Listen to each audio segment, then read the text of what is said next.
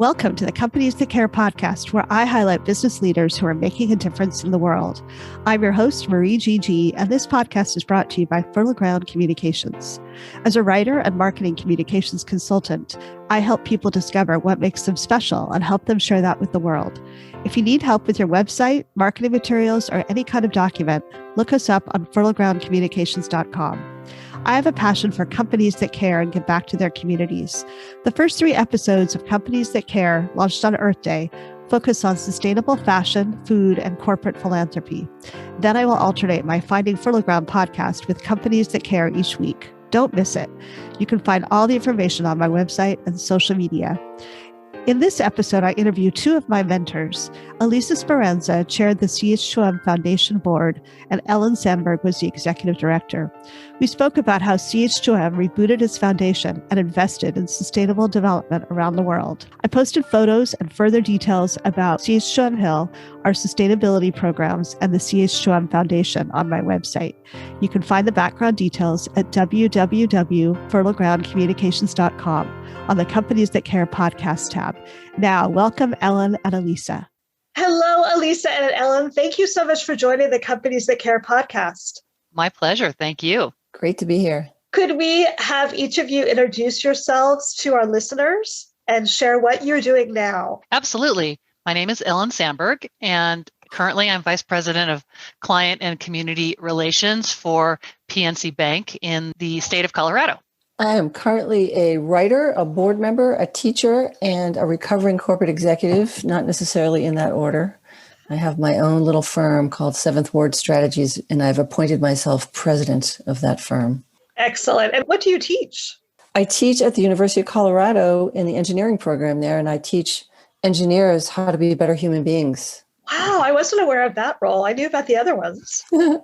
That's cool. Fun. Been doing it about 10 years. Yeah, it's great. So let's talk a little bit about how you got here in your life and career. I like to hear about the way that a person's career path has gotten to them to this point. So what prompted your interest in corporate social responsibility? Well, for me, I've always been an activist at heart. And when I was very young, I read Silent Spring, like so many of us, and got interested in environmental issues at a very young age.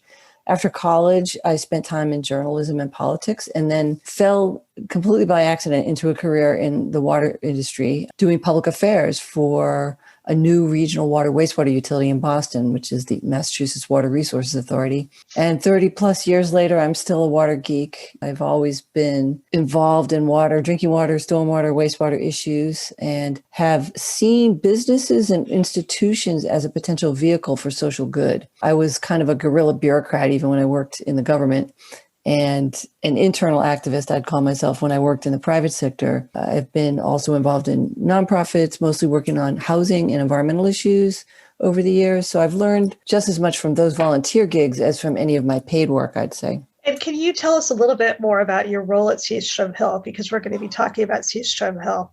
Your many roles, I should say. I had many roles. Yeah, we'll be here all day if I go into all of that. I came in through a marketing door, basically, and had various roles in market segment leader, we used to call them, running our drinking water market segment and our utility management market segment.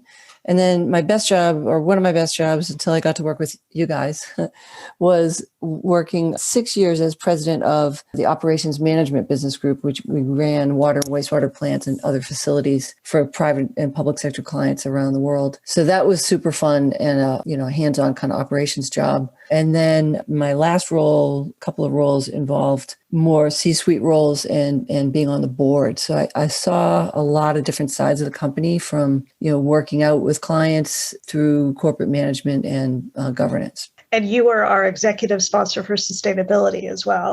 Yes, I was. One of my proudest roles, for sure. And you also, I forget what your title was with the foundation.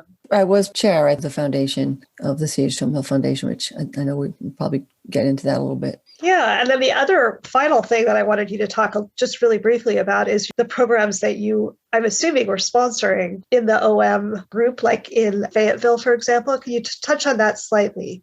we had a pretty progressive approach to project management. And when it worked out well, we really were able to take the lead. And we had some awesome clients who were willing partners and enthusiastic partners. The city of Fayetteville, Arkansas was one of those, but we had others as well where, they wanted to take new approaches to management of water and wastewater and water resources. So we were all too happy to work with them on those, finding ways to recycle sludge and biosolids, for example, ways to use wetlands for wastewater treatment. We had all kinds of fun stuff that we worked on with them. Yeah, you did some really amazing things. Yeah. Thanks to our talented team, that's for sure. We had some really smart, really hardworking people who grabbed our clients' hands and jumped in. Definitely. Okay, Ellen, your turn. There were a couple of segues I could jump off of what Elisa said, because really she is the reason, why I had definitely my most meaningful corporate social responsibility role to date. Guess fingers crossed that my current role will become that one day too. But I would say that corporate social responsibility, when I began in this field 20 years ago, I would say it didn't seem like it was even a term that was used as commonly as it is today. Really, my entrance into it was a bit serendipitous. Ultimately, like Elisa, I've considered myself an activist and have been an activist in many ways, trying to drive social change. If I wasn't maybe working on a political campaign or working for a nonprofit organization with a mission, then I was giving money away for a for-profit company. And so the way I fell into it was really simply because I learned how to speak Spanish, and Spanish was a passion of mine. So that when I was 20 years ago working for the American Red Cross and fundraising for the American Red Cross, I had to go and thank a corporation for their donation to the American Red Cross, and it happened to be Western Union at the time. And Western Union had just established its foundation, and they said, if you know anybody who wants to work for us, we really need somebody to help us give $1 million away in Mexico, and we need somebody that speaks Spanish. And I thought, well, I think I might raise my hand for that one. That's interesting. And thus began my 20-year career in giving money away for corporations and helping foundations get more strategic in their charitable giving focus areas. Wow, I did not know that story about you, Ellen. I love it. It was an interesting way to step into it. And very often in these careers, I think you sort of do stumble into something that is actually so meaningful and so great. So I've been a mission-driven person. It's just that they've been, until stepping into it and giving money away for corporations, it had always just been strictly for nonprofits. And so when the time came for me to look for something new and the opportunity to help Elisa roll out the CH2M Foundation with its pillars and strategically set up CH2M for its giving globally, I was so honored to be able to do that for her with the team of such amazing global talent, I guess is probably the best way to describe it. Yeah. So that's a good segue to my next question. So Elisa, can you talk about CH2M Hill and the story of the CH2M Foundation being rebooted and how you hired Ellen? Sure. Ellen was the easiest hire I ever made. I think within 5 minutes of the interview starting, we made our decision. And I think she knew it too. We just started solving problems like immediately in the interview. It was great. Wow. It was just, we had seen the resume and knew she had the background and the talent and the qualifications, but the fit from a values and an approach and an energy level standpoint was just perfect. So that was, I count that among the very best of hires that I've made. Our corporate foundation at the time was really just a paper foundation. They were handing out checks to universities where some of our executives had gone to school and supporting some of the CEO's favorite causes in the community in Denver and things like that. Kind of an old-fashioned approach, I would say. Not bad to do, but kind of an old-fashioned approach to corporate philanthropy. And then we had some well-intentioned, but ultimately not very impactful support for volunteerism. And after an extensive planning process, we knew we needed a leader who could take us to the next level. And that's when we started looking and found Ellen. We had the support of our company leadership and a funding commitment, which was great. Those were the good old days before the bad times. And we brought Ellen on board, and we never looked back. I think after that, we just rebooted the whole foundation and just took it back to the studs, I'd say, to use a renovation metaphor, and rebuilt it in more modern approach to corporate giving, but also mission driven and supportive of our strategy as a company. And then we had internal champions, among the leadership. And frankly, we can talk about this if you want to, some stumbling blocks and challenges along the way as well. Yeah, that's my next question. It's for Ellen, but then you can chime in, Elisa. Go ahead, Ellen. Ellen knows them well. Yes. What were the stumbling blocks that you faced in the beginning, getting started? I think one of the biggest hurdles was really to convince people that had traditionally been able to just give money wherever they wanted to, whenever they wanted to, without a lot of accountability, that there was a process, that we were now a professional 501c3 foundation, and that with that came an application process. With that came, justification for how the monies should leave the coffers of the foundation, and explaining that with focus will come a lot more important visibility for the brand, and ultimately a better story to tell outward to, potential clients and prospects, as well as internally to attract and retain, employees, so that if you tell a story about building a bridge in Rwanda or Nicaragua, and you show pictures of it, and you create a video of it, and you show the employees involved, and you show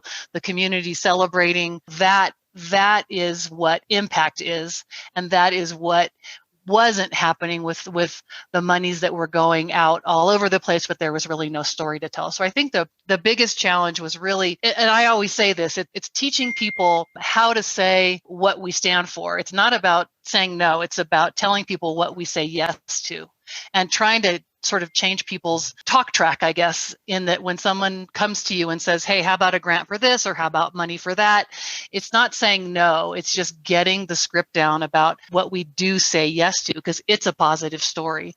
And I think those were a couple of the main challenges that honestly CH2M Hill faced up until the day we had to really close the foundation and get acquired. We were still trying to convince people and teach people how it's really important that you can say what we stand for, and that's not saying no. That's just really still being very positive. Yeah, I remember that last year when how much money was the company giving away through outside of the foundation? Wasn't it like 5 million or something like that? Yeah. So I don't remember the amount, but it was the foundation was actually a fraction of the giving. Most of it was being given away at the regional level, right? And people were really resisting your efforts to focus that a little bit more. Mm-hmm.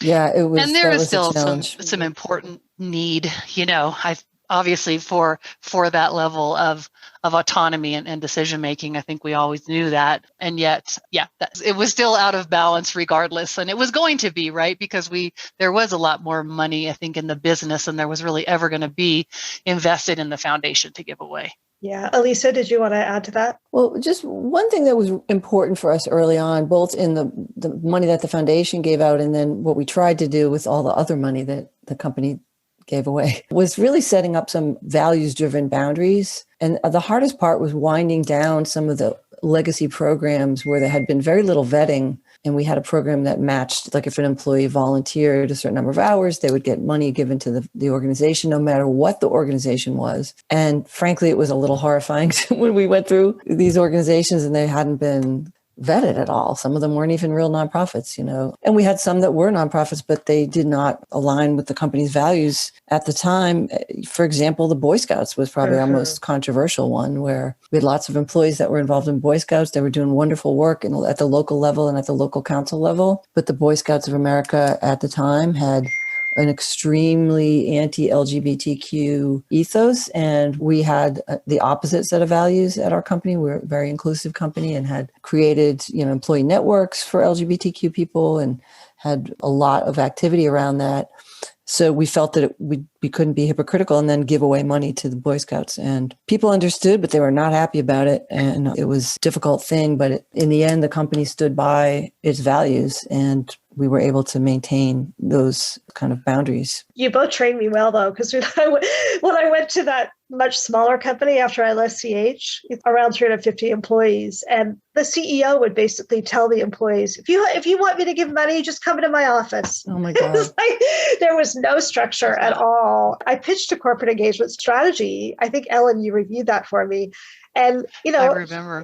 Yeah, and he kind of nodded at me, let me give this some thought. And then nothing ever happened because he really didn't want to do it any other way. So there was that balance that we were trying to strike early on when we offered that option. If you volunteer, then a donation can go to your charitable organization. Right, dollars but for then doers. ultimately, right. And ultimately, I think that was that was a difficult decision for the foundation to make, because there were going to be some unhappy people who really wanted to continue, a donation going to an animal shelter or caring for, well, I think there was even the roller derby was in there, but literally, right? But yep.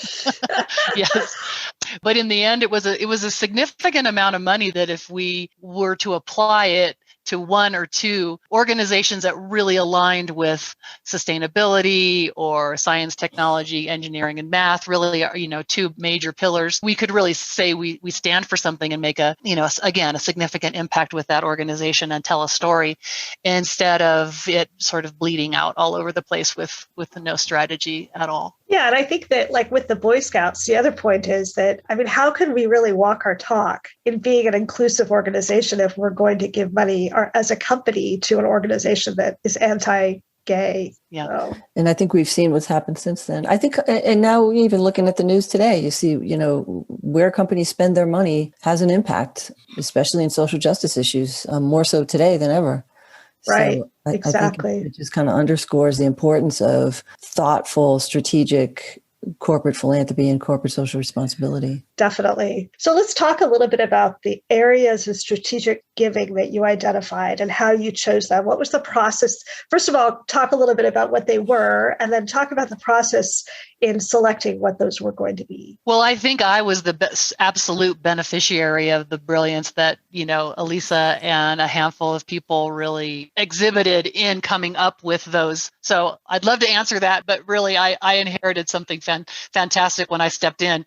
So Elisa, I think this is really yours. Well, yeah, it's one thing to have an idea, but it's another thing to actually make it work, which is what and Ellen was, and Ellen actually brought so much rigor to it, as well as just the tools and the know-how to get it done. Basically, we started with our strategic plan for the company and our company's values, and we knew that it was important to align the corporate giving policies with those. We had already been a major corporate sponsor of Water for People, which was totally aligned with our water business and our clients, and with our commitment to empowering communities and sustainability and all that. We had also a long-standing relationship with Engineers Without Borders, which was a great fit for our technically focused workforce. And we added, and I think Ellen really brought Bridges to Prosperity in as a major partner, which aligned very well with our transportation business. And, throughout all of that, we tried to support STEM initiatives, education in partnership with our clients, and also as kind of a crosswalk over to our diversity and inclusion efforts. So we had employee network groups for different segments of our demographics in the workforce. And they were also committed to our company's values and strategic plans. So we had a lot of fun kind of matching up our corporate philanthropy with our commitment to diversity and inclusion. And with our clients, we had, you had a lot of clients that had their own commitments to corporate citizenship, and they were a lot of fun to work with and partner with. As our program kind of got more mature, we were able to do more with that. Well, I was just reminded of when we were going through a rebranding process at CH2M, right? Yes. Formerly CH2M Hill, then CH2M, but that there was a brand purpose, building the foundation for human progress, I believe is what the statement was for a long time. And I, of course, wholeheartedly embraced that and saw how well that synced up with the mission of the foundation. So capital F or small f Foundation for Human Progress, that's really, what the foundation stood for as well, whether it was education, science, technology, engineering, math education for women or for traditionally underrepresented individuals for their human progress, whether it was literally building a bridge for human progress or water technology. All of that was, aligned so well with that brand purpose, at the time. It really, in terms of how, when I stepped into the role, the thoughtfulness that went into even who was sitting on the board of the foundation was really impressive. That, as Elisa alluded to, there were individuals that were highly involved in the different employee network groups, and they had a very valuable voice that really, I think, helped all of our grant making because they were sitting around the table. That's great. So at the beginning, the foundation gave out charitable grants so people could apply for grants. How did that process work, and why did you decide to change your approach to giving out money that way? Well, I think it was really, and again, it goes to the core values of CH. It was fairness and equity from my standpoint, that really, if we're going to be giving grants away and we have a strategy, it shouldn't be about favorites. It shouldn't be about, Mr. So-and-so's, alma mater necessarily, or their favorite charity sort of in their backyard. But every nonprofit, should have an equal opportunity to make their case to CH2M Hill. And I saw it, first of all, as an equity issue. I saw it as a efficiency issue as well, that when you could apply, it was a very digital, very electronic. And in that way, again, it goes back to sort of fairness of everybody has a chance to make their case and put in their request for funding. We put some structure to it and made it a little more open and transparent process, which I think benefited everybody. Well, and one of the things I really appreciated, Ellen, was I know towards the end, especially, you were adding additional strategic partners that were in a lot of different geographic areas as well. And that was something that you could intentionally do. You could carve out money for those particular geographic regions instead of taking the selection of organizations that would apply through a grant process. There obviously is a fine line between business and the foundation, but it's always important. I mean, you're there because the corporation is putting money into the foundation. So you do need to look at the corporation and think about the corporation's goals and objectives as well. And so if, for example, Canada is a very important place for us to be growing as a business, let's look to see what we could do from a charitable giving perspective and a foundation perspective in Canada, maybe more so than some other geography beyond our borders. And then even in the United States, Denver, even though we were headquartered in Denver, right, not necessarily the place that we were going to be putting our grant making dollars, but looking into, well, actually, let's just say greater Washington, D.C. area, maybe more important strategically from a business development perspective, and a more important place to be able to tell a story about what we do. So focusing some giving there more so than maybe some other sort of random place in the United States. Right. And can you share with our listeners what your strategic giving pillars were? Do you remember? Sure. I'm sure you remember. Yeah, exactly. Right. You're really testing me. Well, science, technology, engineering, and math. All right. STEM education, sustainability, but, not necessarily the broad definition of sustainability, but really sustainable infrastructure was where we started to go. Which at one point. Yeah, I think that's sustainable what I remember. Communities. There you go. And in that particular case, I mean, we did have to say no a lot before it became clear exactly how we kind of honed in on that, right? Because a lot of environmental organizations, rightly so, felt that they fit into that category. And then employee volunteerism or employee engagement was really a third pillar. Did I get that right? Yeah. Elisa? Yes, Okay. yes. I remember them as well. Yeah, and what I love about that, the way that CH2M Hill focused that was it tied so directly to the business and what was important to the business. And I think that's what a lot of companies miss when they talk about charitable giving. I think that's right. I think a lot of companies, do a lot of good with their money, certainly, by picking a charity that they back or partnering with an organization. But many times it has nothing to do with their business. So, I'll give an example that was a hard one for us was all kinds of people wanting to support food pantries. I'm all for supporting food pantries, especially these days, man. The work they do is life-saving in the community, but there wasn't really any kind of direct correlation between our business and a food pantry or our business and the opera, or our business and, a lot of different causes. And our funds were finite. So we felt like we wanted to have a bigger impact with a smaller amount of organizations so that we could, really, really focus our giving in a very strategic way. Yeah, that makes a lot of sense. That also makes me think, and it's an interesting point you bring up, Marie, because, one thing that we did do was look to some of our commercial clients. So Dow, as an example, thinking about them as a client, but what could we do with them charitably that would sort of enhance that business relationship, but then do something charitable together. And an example of that was what we did with the Smithsonian. Yeah. And, bringing science teachers together to a camp that would happen over the summer in Washington, D.C., and trying to look to clients and think, where are our shared values similar? And we both cared a lot about STEM education and teachers who were providing STEM education. So we did something together with our shared charitable dollars. Dollars go further too, so we were plus 1 = 3, we were able to leverage other people's money because we didn't have that much money. So we were always looking to leverage other people's money. If it helps you build a relationship with a client, then that's just all for the better. Yeah. And if I recall correctly, Dow had set up this program with the Smithsonian and we jumped on. Is that how it started? Yeah. Yeah. Which saved us all the development time too. Yes. Which was great. Yeah, that's really good. Because, their money is finite too. And you could be Dow Chemical and the Dow Foundation, and you still have a finite amount of money. So they had the same, just different levels of finite amounts, right? We would have loved to have their finite number, but they still struggled with they don't have enough. So they were looking for partners to make their dollars go farther. Yes, that's a great example. Elisa, can you give listeners a quick overview of CH2M Hill's involvement with Water for People, which I know has a very special place in your heart? Oh, for sure. Yeah.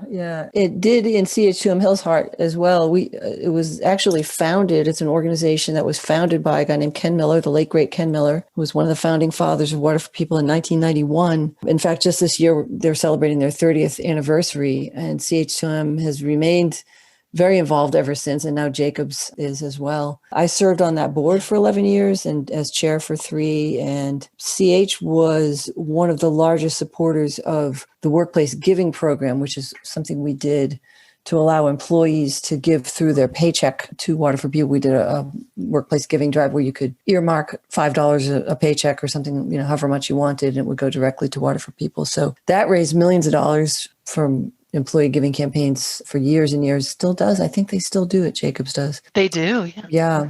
And supported volunteers too, who helped out in the World Water Corps on specific assignments to take advantage of some of our technical knowledge. And Water for People is kind of a trailblazing organization. They work to end water poverty for everyone forever. And they've had great success with an innovative community-driven approach as opposed to a quote-unquote charitable approach. And so I would just encourage everybody to check them out at waterforpeople.org if they haven't been familiar with them. And a former CH person is CEO still, right? Eleanor Allen? That is correct. Eleanor Allen, our former colleague, is the CEO of Water for People. So we have lots and lots of deep history and ties to the organization. That was one of the most fun projects that I worked on, promoting that campaign. People were very enthusiastic about it. Yep. It's nothing but good, in building capacity at the local level in developing countries rather than sending people over with inappropriate technology to fix their problems for them. Believe it or not, was kind of a breakthrough approach at one time. And they have just continued to build on that very smart, very innovative model. Yeah, I remember one of the guys who went over there on a trip, it might have been Steve Meininger, but correct me if I'm wrong, he discovered that placing outhouses was not always the right approach, depending on the country and depending on the need. So when people thought that they were helping by going in there and building outhouses, that wasn't always the right way to go about it. Yeah, and that's kind of part and parcel to their whole approach is, listen to what people need and want locally versus bringing a solution that might have worked somewhere else and, plopping it down in the middle of, I mean, we had all kinds of people who were forever sending us technologies like, oh, this is the miracle water purification thing, And my first question was always, does it require electricity? Yes, right. And my second question was, have you ever been to one of these countries? Because well-meaning people had no idea, what the circumstances were in those places. So it was definitely revelatory for me when I came to CH and learned about Water for People and just, I mean, it made so much sense that we very much, stuck to that belief that it's about building that capacity, and that when we did have skills-based volunteerism. When there was a need for water mapping, we could send our water mapping expert to help, but it wasn't this scenario where we can send 40 people to go dig a well or something like that, where that's what our employees might have wanted to do, but that's not what was needed for the country. It wasn't the mission of the organization. And at some level, right, that's doing harm, but we could go deep into our expertise. And when the country directors who were from those countries said, we need X, Y, or Z. And then, of course, we had some language ability as well. So we could send our Spanish-speaking water engineers to do something very specific that was needed, but it wasn't about sort of eco-volunteerism or something like that at all. And let's talk about the organization you partnered with where you could send employees, which is Bridges to Prosperity, which was really popular at CH2M Hill when we were there. Can you talk a little bit about the programs that you set up with that organization? Yeah, sure. The organization, itself was about the fact that rurally there was very little and very unsafe access across rivers, and how could something get constructed that actually could last, 30 or 40 years, and that would, in reality, most of the bridge and most of the design and everything was actually happening in advance of the 2-week trip that we would send, our employees there to a given country and help really with the final stage of construction of a footbridge that had, again, as I mentioned, really had been designed and managed locally and would be maintained locally by a committee and by a country director or a city director that was from that country. So we were able to send volunteers there to help and sort of help in the last staging of the construction of the footbridge, but being very clear that we weren't swooping in and building something that nobody locally had any involvement with. Quite the contrary, we were really just sort of visitors at the very last juncture of a really important volunteer project that the town ultimately and the individuals in the town where it was being built, they were the true owners and maintainers of the bridge for the rest of its natural life. Yeah, and it was a very popular program because you had far more employees apply to go than you were able to send. And it was a very global, it was a situation where you'd have people from 7, 8, 9, 10 different countries coming to yet another 11th country. So there was certainly cultural learnings. There was, obviously a good level of retention. If an employee was feeling like maybe they were kind of unhappy about their company, if their company was willing to do that for them, then they would be very happy and willing to stay. It was a great story to tell because I think it helped people decide, well, would I work for CH2M Hill that does this, or would I work for this other engineering firm that maybe does not? So it was a differentiator too, I think, for people to feel good about where they worked or where they were about to go work. And, I think it is one of these, from the standpoint of the CH2M Hill Foundation, I mean, the sustainable communities pillar, it's definitely stands as an example of that. And I think I say, of all the charitable giving that I've done and helped with, there's 7 bridges on the planet that, you can see from Google Earth, I guess, right? That like, you could give away a lot of money and not know what you've accomplished. And yet when you have true infrastructure that is there and is continuing to change lives, because with something like that comes more commerce across the bridges. It means that people can get back and forth to schools and back and forth to medical assistance. And even in one case, I remember one of our volunteers said it improves the gene pool because, the Garcias on one side of the river and the Ramirez's on the other side of the river were maybe intermarrying. And with this bridge, now everybody's crossing and getting to know each other. And right, it's sort of like, Darwin maybe at its best or something like that. But, she had this sort of comment. I thought, well, that's interesting. I never really thought about that, but maybe that's true. I shouldn't say maybe improving the gene pool, but changing the gene pool. Expanding. Right. And the other thing that I really appreciated about that program was that you chose volunteers from all different levels. You were very focused on the diversity, both, in ethnic background, but also gender and country. And one of my favorite stories is Alvanese Jackson, who had never been on a plane. Is that correct? Right. I think that's right. If not a plane, she certainly hadn't been out of the country. So she went to Rwanda and worked on the bridge. And then she came back and got really involved in Water for People and led Peachtree Corners. They had every single employee of the office donate. It was amazing. Yeah, that was great. So that was a nice cross-pollination, right? That exactly. It was, on the one hand, it's bridges to prosperity, but you come back and you realize what this infrastructure really means to human beings. And how one person can make a difference. I think you really inspired her to get involved after she had that opportunity. So, Elisa, you addressed the question of how CH2M Hill's strategy for corporate citizenship dovetailed with our sustainability programs. Sure. CH very unhumbly liked to say that it was our CEO, Ralph Peterson, who helped coin the term sustainability in a corporate setting. So really?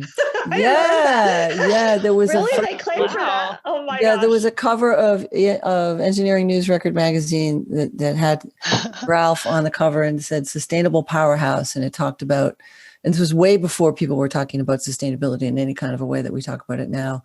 So it was part of our ethos as a company for a long time. And we were doing it, I would say, in a grassroots way. And Marie, you know a lot about this because you were part of the grassroots for a long time before we made the brilliant decision to put Brandy Wilson in charge of the program. She had been, talk about guerrilla bureaucrats. I mean, she had just been doing it without any authority for a long time. And we finally just made an honest woman out of her and put her in charge.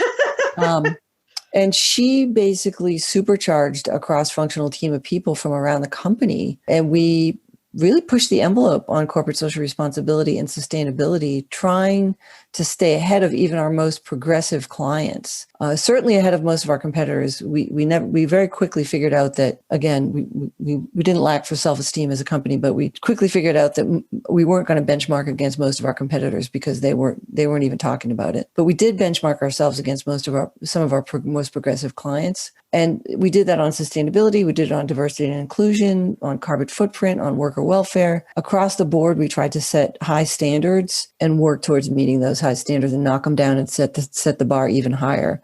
And sustainability was really the first stepping stone to doing all of that in all of those areas of corporate social responsibility. And as you know, it ended up winning us a couple of awards, and it also supported our business strategy. So it wasn't just a hood ornament, so to speak, for the company to just greenwash our way, into waving a green flag and saying, oh, aren't we great? It was really embedded in the company in the way we did business throughout the company. So we made sustainability more of a core value than just a program or an initiative. What do you wish that we could have gotten accomplished? Good question. Do you have any regrets? Only that, all of our efforts couldn't save the company. Couldn't save the company. I mean, in the end, the most unsustainable thing was the company itself, was the ownership structure of the company. There was nothing we were going to do about that. But, I think getting attention on a crowded corporate agenda, especially towards the end when the company was in trouble financially and right before being sold. The challenge there was to embed it as quickly as we could, CSR and sustainability, into everything we did so that it wouldn't be thrown overboard during tough times. And I think that a lot of folks have probably been in that position in their own companies. And I think we did succeed. I think a lot of those programs are still in place, even under new ownership now. I think the heartbreaking thing for me and Ellen is that when we were told that Jacobs wanted to acquire CH2M Hill primarily because, well, I don't know about primarily, but because of our sustainability and corporate citizenship program. So it was confusing about the way that they reacted once they'd acquired the company. I don't really understand that. Can't help you there. No, I know. I'm sure Ellen can't either.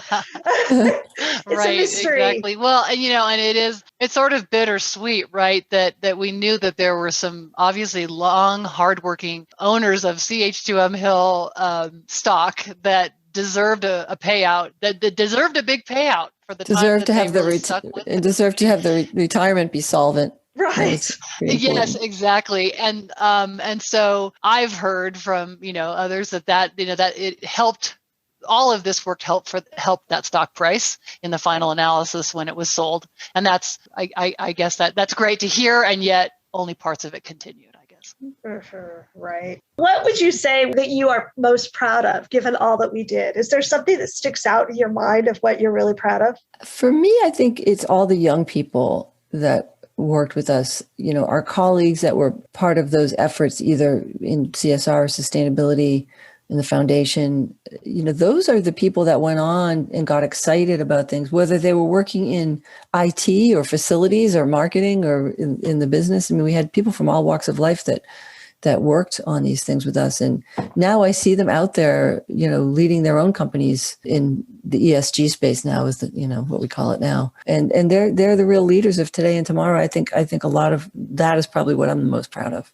Yeah. Yeah. I think I'd say that I'm most proud of the fact that an engineering, we could stand out as the engineering firm that really stayed true to the core values of their foundation, was really aligned with the core values of the company, and that the company had such strong core values in the first place. I think I'm the most proud of helping to stand up a foundation that could really mirror the values that I wish every engineering firm and every company would embrace, and as wholly as CH2M did. Amen. Yeah, I agree. So my final question is, for other organizations out there who are either standing up their companies now or would like to become more focused on corporate philanthropy, what advice do you have for people who want to create companies that care? Ooh, great question. I guess I would say a few things. First of all, learn about your business. How does your business make money? What do the clients care about? Find a way to tie your work to the business strategies and the company values. And if the company doesn't make money, it's really hard to support all those good things that you want to do in the community and giving back and all of those initiatives. So do what you can to help make sure that the company is, profitable, which I know sounds like a dirty word sometimes to people, but if you don't make the money, you can't spend it and you can't give it away. The second thing would be to find allies, especially unlikely allies inside the company. Who are the influencers inside the company? Who do the decision makers listen to? Who are your clients or customers that your executives might listen to? We used our clients all the time to help get our policies changed internally, kind of deviously, I suppose. But solicit their help and support, even if they're a few layers above you in the org chart. Look for those allies. And the third thing I'd say is just be persistent. I personally was told many times to tone it down. I'm glad I didn't. Stick to your values and you won't go wrong. We're glad you didn't either, Elisa. Aren't we, Ellen? Yeah. Yes, we are. Well said. I couldn't have put it better myself. But then again, I never can put it as well as Elisa. Okay. Guys, knock it off. Mutual Admiration Society. Oh, yes. Ellen, do you have anything to add? Nope.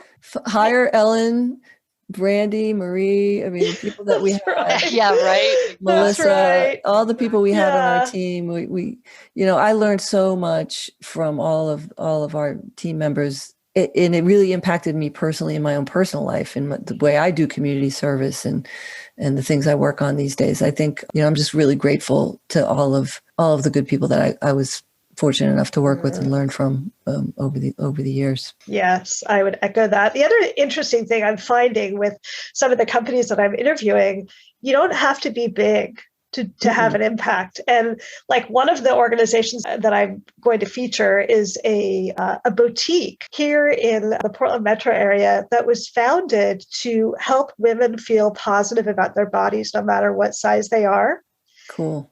And the woman who started it has a foundation, like a partner foundation, that is raising money for young girls and women to pay for treatment for eating disorders. Wow. I know. And so it's a very small company, but it's very personal because the founder had an eating disorder when she was growing up, and also then went into a dressing room after she had a child and was in tears because she couldn't find anything that fit. So I think that that's a really important message, that you don't have to be a CH2M Hill to make a big difference. You can be a very small company, right? So yeah. For sure. There's lots of good examples of that too. Yeah. It feels like the most successful companies that I've seen that have good programs, and I'm going to put CH2M Hill in that category, is that they really took their time and listened to a lot of different voices before they formalized what they were going to do, and didn't just you don't just march forward and think you know what is the best and right thing for your company to do from a charitable giving perspective. I feel like, that's where I thought CH2M Hill was so strong. And even in my current role, who would have thought that a bank, in my particular case, would be focusing on programs for children birth to age 5? What do those have to do with each other, particularly, except for that asking the clients and asking employees, that's what everybody felt like they could rally around, and it was meaningful to them. And now, 15 years later, we stand out in this sort of blue ocean as a bank where no other banks are, focusing on a really important developmental time in the life of a human being. And so in both cases, whether it's uber strategic in the case of an engineering firm to think about water and STEM education and sustainable communities, or it's a company where you're just picking something that absolutely doesn't have any obvious relevance. But if everybody can get behind it and understand it, and then 15 years later or whatever, you're famous for it. So focus. I think it's sustained focus. Yeah. It's so important. Sustained focus. Yep. Yeah. That's great. Well, thank you so much to both of you. I've just really enjoyed this conversation, and I miss working with you so much. I miss you too. Both of you. I miss you. I wish we were having a glass of wine together. I know. Real somewhere. We will do that sometime soon. I know. That would be lovely. Maybe we should have a Zoom happy hour one of these days. It's a great idea. All the old force multipliers. We should. That would be fun. Yeah, I hope you have a wonderful evening, and Elisa, enjoy that live music. Will do. Thanks so much. Yeah, that sounds great. That conversation made me feel really nostalgic for the days when I worked with these phenomenal women. Don't forget, you can find more information, photos, and a video of Elisa with one of her clients at www.fertilegroundcommunications.com and look for the Companies That Care podcast tab. Next week, I go back to the Finding Fertile Ground podcast. I'll alternate each week. Next week, I interview Lala Osuji, a first-generation American. Her parents came to the U.S. from Nigeria. Lala is a writer, producer, and actor. She is living with lupus, which is hard enough. She's also living with being broke, gifted, and Black, the title of her podcast. We had a gritty, deep-down conversation about race in this country. You won't want to miss it. Thanks for listening to Companies That Care. If you liked today's episode, check out our other episodes or my other podcast, Finding Fertile Ground. You can also visit our Patreon page and learn how to support us, subscribe, and leave a review. Our music is by jazz pianist Jonathan Swanson. This podcast is brought to you by Fertile Ground Communications.